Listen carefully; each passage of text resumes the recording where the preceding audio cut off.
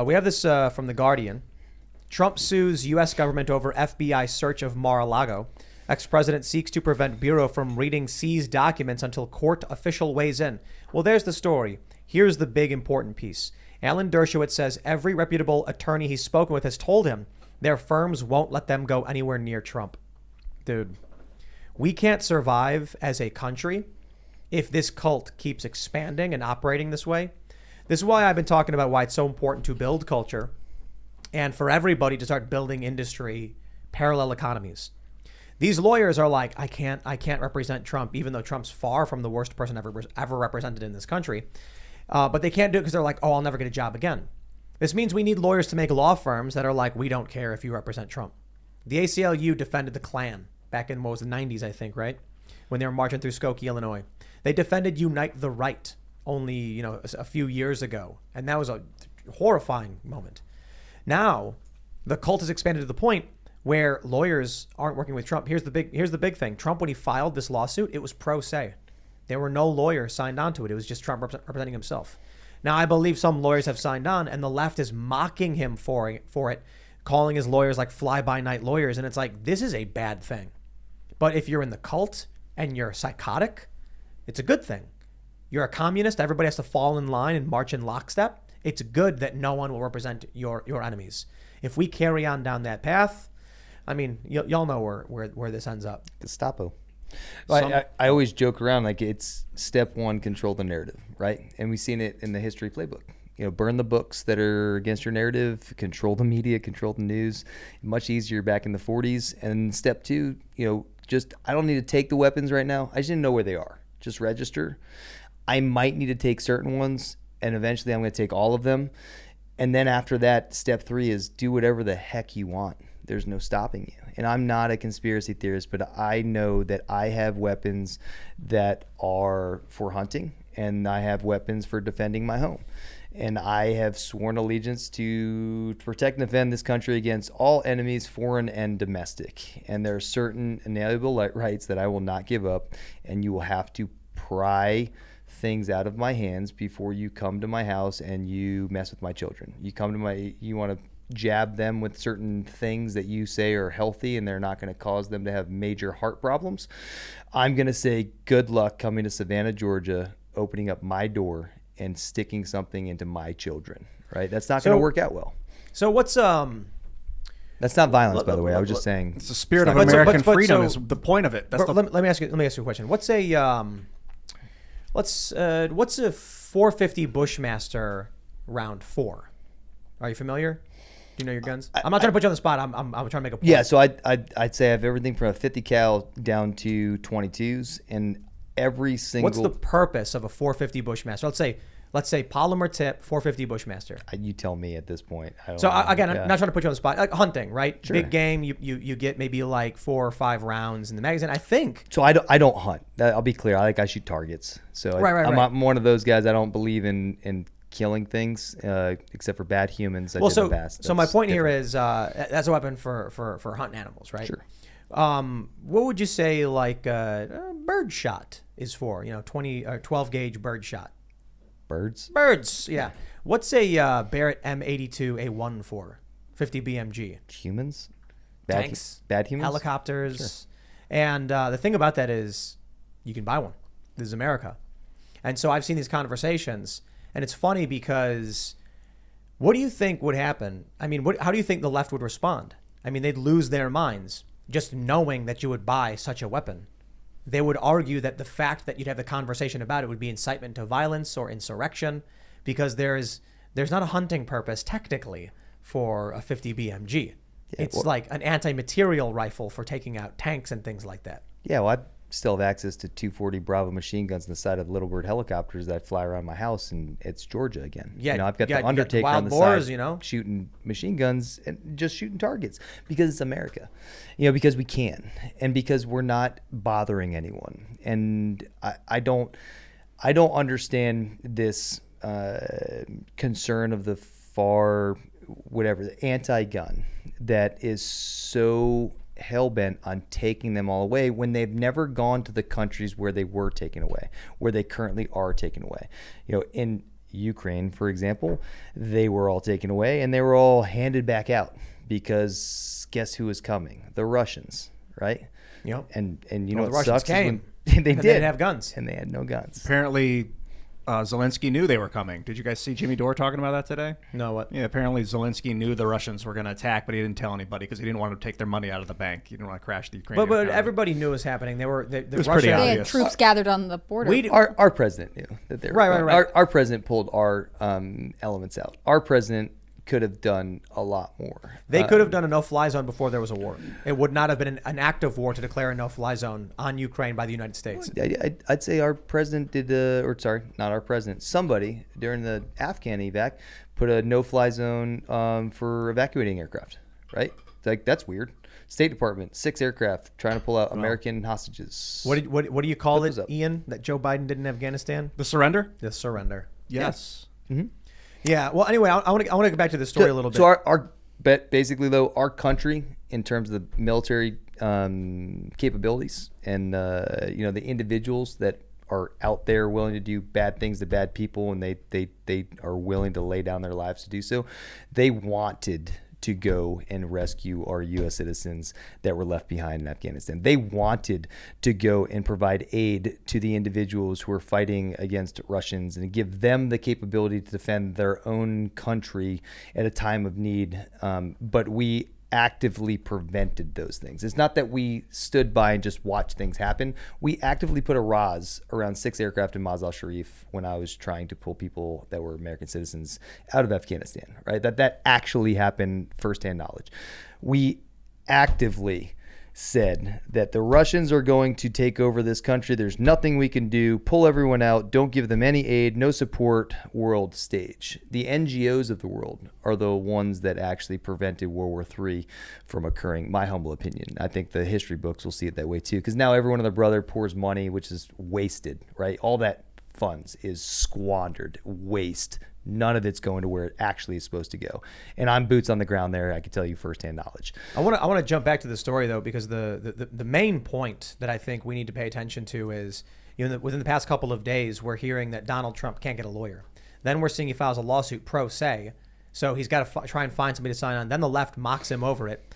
This is very, very serious in terms of culture war and leading up to either look. Civil war is actually a very optimistic concept. Civil war means that there's a chance at preventing totalitarian takeover. Because the reality is, you look at Weimar Germany or you look at communist Russia, and it was no civil war, it was revolution. And revolution resulted in the Nazis and the Soviets. So if in the United States there isn't a civil war, that would just mean these people have taken over. Well, you could have a civil war that turns into a revolution too. You got to be careful about unleashing the beast. Yeah, but typically what we see with in Weimar Germany, you had the communists and the fascists, and they were fighting, and the fascists win. But it wasn't like a civil war necessarily. It was political conflict, kind of like what we see here.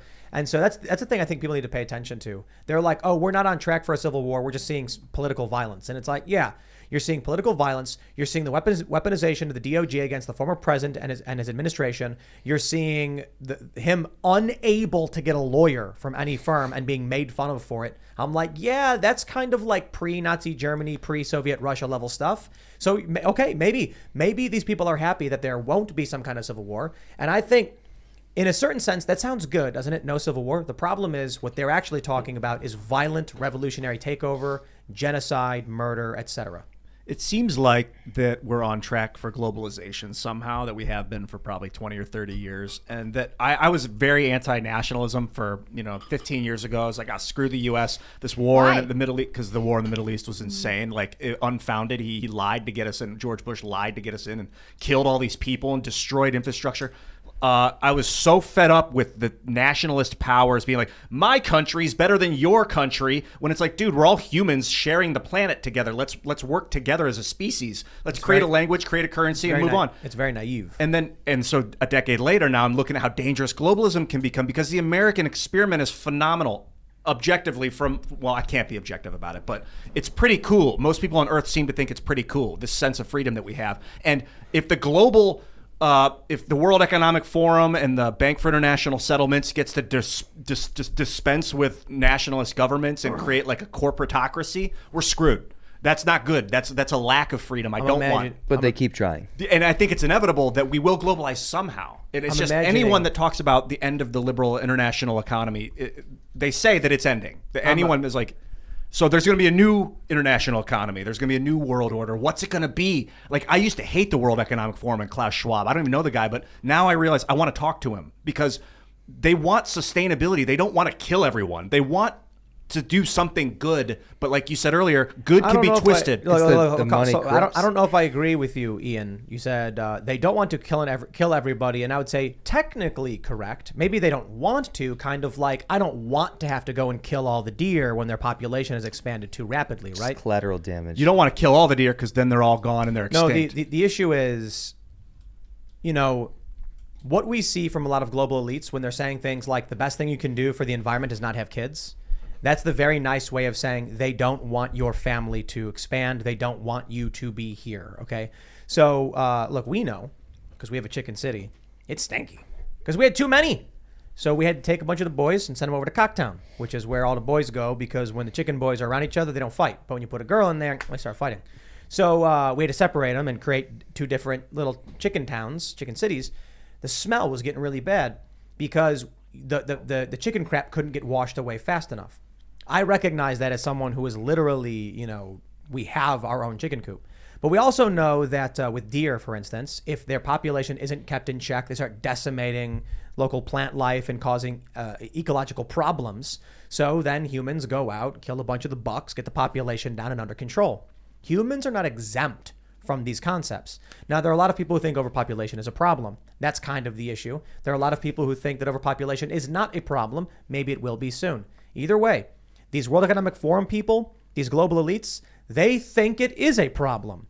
And if you look at how we deal with invasive species of any other species, why do you think that these global elites would treat humans any differently? Now, I will say, because they're humans, which is why the approach is stop having kids, live in luxury, birth control. They're trying to stop human reproduction because then naturally what happens is the population slowly dies, and then it contracts and shrinks down, and that's one way to control population expansion. So, my clarification. Yeah, you're right. They don't want to go around and just kill people, but they certainly don't want people to be alive anymore in certain numbers. They want not feces on the streets of New York. They want San Francisco. Not so many people in San Francisco that they're clogging the system, like what you're saying about the chicken poop, which is happening in LA and in New York. There is a clog right now. There's too many people in a centralized area. Cities maybe are fading away. I don't know. The problem is you need electricity to get from place to place or gas power. Maybe. And that's a luxury. Maybe what we got to do is take all the boys from San Francisco and send them to their own human Cocktown where all the boys can hang out like we do with Chicken City. I think they'd like that. Yeah, I don't think it would be a problem. So I think maybe humans are misappropriated on Earth, that we're all stuck in these but then the idea of like creating mega cities is a world economic, I think that's an economic forum concept. By 2030, they want mega cities, which doesn't make sense. Well, it allows you to control people way, way better. And the idea with mega cities is that it keeps humans away from the environment. So there's less of an impact on external systems, on the ecosystems or surrounding areas, and there can be harmony, and you isolate humans in certain areas. I actually think the opposite is better. I think we'd be better off with humans spread out quite a bit more. Then we need to evolve our postal service. This is something I've been thinking. We can evolve the U.S. Postal Service into a stratospheric drone delivery program where we can ship stuff all over the planet. I think that would be I think what's going to happen is initiative.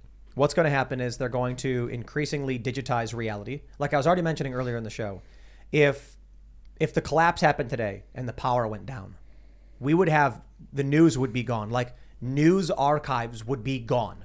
You'd have no way to boot up the internet. It would just be dead servers. Maybe you got a solar generator in your house. Congratulations. You can power your stove. You can power your air conditioning. And you got no access to information because those data centers are all down. Have you backed up Wikipedia onto your phone? I'm not saying Wikipedia is a great, unbiased system. But there's a lot of articles on Wikipedia that are like, this is what an edible flower looks like or something like that. Have you downloaded survival guides? Have you downloaded encyclopedias in general? Put them all on your phone right now. Like, seriously, it's not that hard to do. I think it's like 6 gigs for the summation of Wikipedia. And of course, a lot of the political stuff is very biased. But there's a lot of stuff on there that's, might end up helping you in the long run when you're like looking up, drug molecules or how currents work or something like that, electrical currents. If the power goes down, you might have power, but we lose access to the grid. So here's what I think. I bring that up because it's the direction we're going in. And that's why I said my idea for a show was people living in pods, living in the metaverse, and never coming outside because they don't need to. The Matrix is it's seemingly the end conclusion of where we're all going.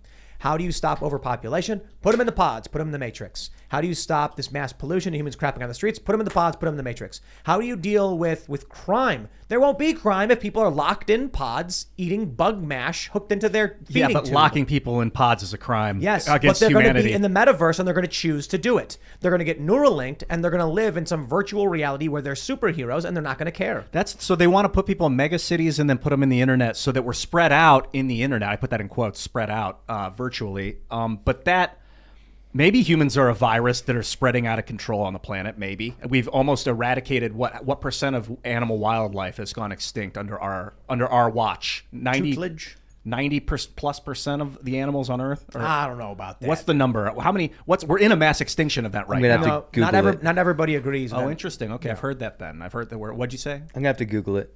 Okay. Yes. Hopefully Google before the a verb now. Google a verb now. So that argument that humans are just an out of control bacterium spreading and consuming everything on Earth, I've thought about that a lot. I like to think that I'm in this individual wondrous, that I should have my own spirit candle. But these are policies that were enacted in certain countries like China, where they had population control, where they have people in mega cities that they can track their whereabouts, where if you want to leave those mega cities, you have to have credit system put in place. Like this experiment that you're talking about is going on right now, and it's a direction that I don't want us to go in. And by the way, that specific the bubble is getting so big, it's either about to burst or it's about to split into two bubbles, and we're going to colonize Mars. Think about this. So the way social media censors people, the powerful elites or whatever politicians would prefer it if we lived our lives in a metaverse virtual world as opposed to the real world. Because the only thing you can do is what they tell you you're allowed to do. You say a naughty word, they click a button, and then all of a sudden your mouth in the metaverse is gone. And now you can't say naughty words anymore. And then the next generation won't even know what naughty words are. Or they just control the individuals that are out there that you follow. I mean, The Rock was paid $3 million to go talk about how much he loves COVID vaccines, and so did a bunch of other politicians. John Cena did that apology in Mandarin. Remember that? Mm-hmm. So I mean, we're paying with our tax dollars, my money that I worked really hard for, that they've absolutely just taken at the end of the year, goes to these high net worth individuals that don't really need money, that have a massive following, sheep that are following them, saying, hey, don't forget to go get your second, third, fourth, fifth booster and wear 6 masks, and I do it, so you should do it. They don't do it. And they're just getting paid. Money is what's driving this. In New Jersey, when the lockdown started, there was a woman live streaming her store's products, and the cops came and shut her down. You couldn't even sell things online. It was not. It was just. I can only say that was about shutting down economic activity. And what did the New York Times say? The Earth is healing. So you look at it's fascinating because actions speak louder than words. And they can come out and say they want to do whatever they want to do. I don't care what these people say. I learned this lesson a long time ago. People say they want to do a lot of things and they don't do them. They'll be like, man, I really want to go travel the world. I had a buddy and he was like, man, I really want to travel the world. Like I really want to go to Bali. And I was like, okay, so go. And he's like, I can't. I was like, why not? He's like, I can't afford to go to Bali, dude. And then I pulled up my phone and it was $400 for a ticket. I was like, bro, round trip, $400. Did you even look? I mean, it's like 3 months out. You got to buy it early. And he was like, what? No. And I'm like, you never even looked. Like, don't come to me and tell me you want to do something. You never even bothered to Google it. That's the perfect example of I had an individual I went to West Point with that hit me up saying all kinds of critical things, talking about how he would be doing so much more if he had the opportunities or the access to funds. The privilege, right? That you did. And it's, hey, I would do a lot more with the charitable stuff. Like, well, actually, you don't know what I do with charity, and I'm involved with this and this and this and this. But I just kind of wanted to go down that rabbit hole. Like, why is it that you can't give back to society? Why don't have the money? It's like, you don't have any money? You don't, fine. If you have no money, do you have time? Do you have time to spare? Because the individuals that go and say, hey, I really wish I could give back to our homeless population. Like, there's 1,000 different opportunities to do so. Just go do it. It's the individuals that just want to go and say, I think that someone should fix the homeless population. I would do it if I could. But you know what? You can't. You can't. No, you can't. You can, one at a time. You could put an effort towards making a individual put your time and energy into helping an individual who wants to be helped. You're never going to help an individual who doesn't want to be helped. And that's the point. Most homeless people don't want to be helped. I work with homeless veterans. That's what our charity does. We build houses for homeless veterans. So I'm very tied into that specific. But I would say that you have habitual homeless that they have not hit that rock bottom, or they find the overwhelming majority of homeless people in the shelters that I worked with refuse to be involved, and have chosen to be homeless, and they won't even take the stuff that the groups I worked with talked about is you could go to them and be like, can we just give you something? Say, get away from me, I don't want your stuff.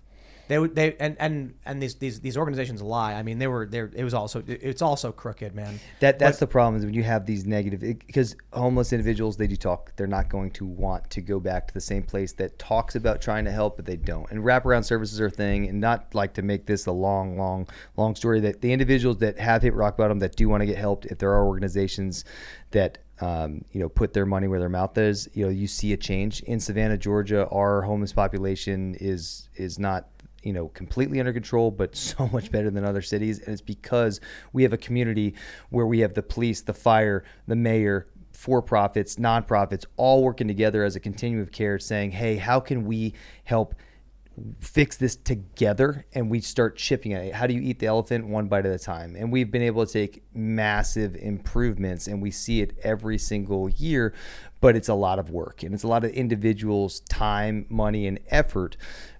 But yeah, it is much easier just to say, it's never going to be fixed, I give up, who cares, and move on. There is a better system than what's going on in LA, what's going on in New York. And it does take a community to come together and make this initiative not about themselves, not about how do I raise money and look cool on stage. And then after the charity event, I go back to my normal day, and I never go and deal with one homeless shelter, one homeless person again. That's where the authenticity comes in. Are you doing the right thing when no one is paying attention, or are you doing it just for the social, what do they call it, virtue signaling? I think a really good example of for one, I would say first, truth is hard to come by. Some things are objectively true. Some things are hard to break down because the issues are so complex. You can't possibly see every angle of every story. And so when it comes to complex political issues, everybody is saying this is what's happening, this is what's happening. And they're all looking at a piece, but not the whole. And that's the challenge. When it comes to something like 2 + 2 = 4, there are people lying, saying 2 + 2 is actually 5. And they're trying to pass that off with their weird, dialectic garbage. It's new math. Yeah, new math. But for most people, you can understand a simple concept like 2 + 2 is 4 and why, But for truth, it's very, very difficult. When it comes to doing good things, I find that here's a really good example. I've always heard we want to feed the homeless. You ever hear that? Yeah. Yeah, people are trying to feed the homeless. And I was always confused by that. You know why? They're homeless. They don't have homes. No one mentioned anything about food. In fact, I've seen tons of fat homeless people. So I would always hear this from a lot of the activists that I'd work with. They'd be like, we want to do a food for the homeless thing. And I'll be like, are homeless people hungry? And they're like, I don't know. And I'm like, shouldn't you home the homeless and feed the hungry? But there's these ideas that people have, misconceptions. I was playing guitar in the subway in Chicago once. I had a $300 fiberglass Stratocaustic, just came out back in the time. This is almost 20 years ago. And this lady comes up to me and she goes, there's a shelter on Belmont. Do you need a place? And I was like, lady, I make $40 an hour. And she went, what? And I was like, I have a fiberglass guitar. I appreciate you're trying to be nice, but I was wearing jeans and a t-shirt and playing music. I wasn't homeless. But they don't understand. They don't know. People think they know. And I think, this woman was very, very nice. I was deeply touched that she wanted to help, but she didn't know what she was talking about, and she made a bunch of assumptions and thus didn't actually end up helping anything. I think there's a lot of people who feel that way. I'd like to feed the homeless. And I'm like, that's really, really awesome. But we need people to actually sit down and figure out what the problems are and not just try and throw pie at the wall because it sounds like the right thing to do. One problem in California is that there's like $1 billion industry to help the homeless, but the thing is they don't really want to end homelessness because then the industry is gone. Joe Rogan's been talking a lot about this. He's had guests on that are talking, the experts in this. So they want to continue to have homeless people, so they keep getting their billions every year to keep their jobs, like their middle management jobs and things, which is absolutely, I mean, HUD is a joke. atrocious. I mean, if you ever have to deal with HUD and you have to deal with the bureaucracy between taking government money to deal with the homeless, then you start realizing why it's never being fixed, right? So if I try to create a program, which we have, which is how do you have housing first, right? Not housing only. So I have tiny homes that gets people off the street, gets them put into an individual house. From there, they get taught aquaponics from Georgia Southern partnership, right, with education. So they have a new sense of pride that they could accomplish something. And then we give them job placement, right? So you go from housing first, then some type of trade craft, then an employment opportunity. Now you cycle that person out and you fill that house with the next person. It's a triage, right? When I tell people it's a triage, they get really mad, right? Especially the bleeding heart leftists that have no intention of actually fixing anything. They just want to tell me how I'm doing it wrong. So it's, hey, why are you only taking these people? Is it because you're racist? Like, actually, I don't look at anything other than a specific questionnaire that has to do with their military records, right? But that is racist to them because you're supposed to discriminate. I guess I'm doing it right. It's just funny because when you have people who want to go and tell you how you're doing it wrong, and you ask them, how many times have you gone and walked underneath the bridge and talked to these individuals? How many times have you actually sat down and said, how did you get here and how can I help you? You know, there's so many different situations, and that's where it says, like, it depends. Politics is a perfect example with homelessness, right? It's actually, you know, you're giving me an idea. We could solve our security issues in the swattings by just lining the property with tiny homes and letting, you know, and helping the homeless, being like, we got a place for you. We're going to teach you how to use it. Give them a nice place to live. And then you've got this like community, and then you're just in the middle and they're, you know, your perimeter. So you want me to fast forward to tell you what actually happened a couple years later once the city got involved with my first project? Yeah. What did they do? They made it so much better. They got rid of all the things that we were doing that were successful and made it permanent housing, and they allowed camps all around it. And right before the elections, they paid for everyone to get food and pizza, and told them how when they help support the new president coming and getting elected, right? Because they allowed them to go, you know, register all together in Georgia, right? A huge swaths of homeless population in Atlanta and Savannah and other metropolitan cities. You had these organizers going to these camps and telling people, hey, you're homeless because of these bad policies, not the people who are trying to help you right now. Like, we're going to do so much better. So here's how you register. Just use this address, even though that's illegal, but just use this one address, it's not yours. And then we'll come back and we'll make sure that we take you guys to go get, you know, vote properly. And here's some food, and here's a new tent, and here's all that. They come out of the woodwork weeks before. And then as soon as the election's over, like a fart in the wind. Nowhere to be found. False hope is like blasphemous in my opinion. But guess who will be out there right before the midterms? Same group of community organizers telling me that I'm a horrible person who doesn't know how to solve this problem, but they're going to come in last minute, give some people some pizza, right? Yep. What do they say? Give a man a fish, feed him for a day, teach him to fish. Yep. They don't want to teach you how to fish. They don't want to teach you how to become independent. They have created a new modern slavery where if you have an individual who is so dependent on you, right? I need this government housing. I need this government credit card for food. I need this government cell phone.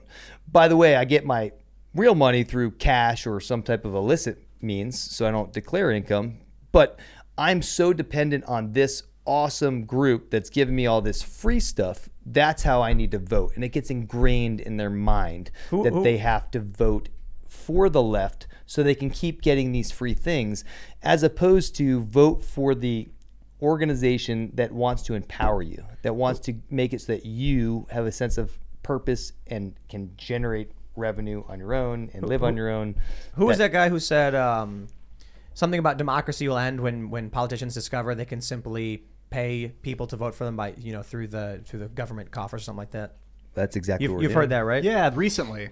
I mean, I've heard it recently. I don't know he was like, once politicians realize they can just bribe the population with their own tax money, then. But how are we not doing that? That's literally what's happening. Well, they're saying food like, stamps is we'll like take that the money kinda. that everyone's giving us and then give it to you. No, I'm going to give you $500. Don't pay attention to 3M. I gave them $3 billion. Don't pay attention to my other buddy over here at Solar City. I gave them trillions. But I gave you $500. Remember that? By the way, $500 will buy you 2 tanks of gas at this point in time. And that's us too. But don't forget that we gave you $500. Dude, I was gonna. Sorry, I was just gonna say that the system creates dependency. So if you start to say, "Oh, well, we might be able to get you off unemployment, we might be able to get you off government benefits," people start to get stressed because they don't understand what you'll transition to, and that's security in hand. When we built a drop-off, we didn't build an escalating scale where as you make $2 more, we reduce $1 of dependency. I went to give an employee a 50-cent raise from like $13, $13.50. It was a couple years ago. And this person came to me, this was a homeless person. This was someone that we took off the street that I just saw working really hard on the weekends. I work on the weekends. And he told me like, hey, what are you saving up for? I'm saving up for a house. Oh, cool. Where do you live now? My car. I'm like, holy crap. You're a veteran. You work for me. Like, we had to fix these things. But when I went to go give this person a raise, it was explained that if I get this raise, I will lose essentially $20,000 in benefits. I'll lose my EBT card, I'll lose my phone, I'll lose all of these different incentives, but there's no elevated scale down, right? It's once you hit this marker, you lose all of these things. So there's no incentive to make that extra 50 cents and then that extra 50 cents, then extra 50 cents. If you were to have a business person in charge, or someone who actually doesn't want dependency, it would be an elevated scale. For every $2 that you're making, like I said, we're going to reduce your government assistance by 50 cents, a quarter of that. So, I want to make an extra 50 cents. I'm only going to lose, 10 cents worth of my incentives. Thanks for checking out this segment from the Timcast IRL podcast. But if you want to check out the full show live, tune in Monday through Friday at 8 p.m. And if you want more special access content, head over to timcast.com and become a member. Your membership helps sustain this company, keep our journalists employed, makes this show happen, and you will get access to exclusive members-only segments of the Timcast IRL podcast, and there's a massive library to check out. So again, go to timcast.com or tune in Monday through Friday at 8 p.m., and we'll see you all there.